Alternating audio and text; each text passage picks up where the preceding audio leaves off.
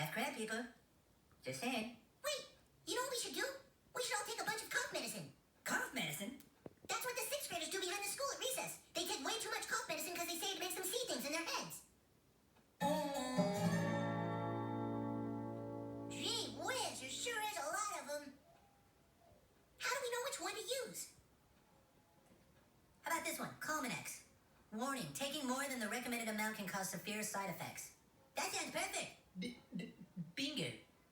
Can I help you, boys?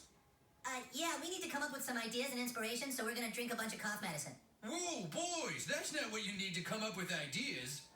It's not? No. What you want is Calmanex PM.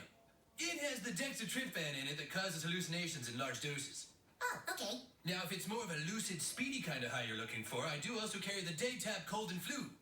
Then there's the maximum strength Codatussin Cough and Cold. But of course, that's only if you really want to trip balls. What do you think, Phyllis? I guess we'll just take all of them. That's the spirit. All right, boys, I just need your parents' permission.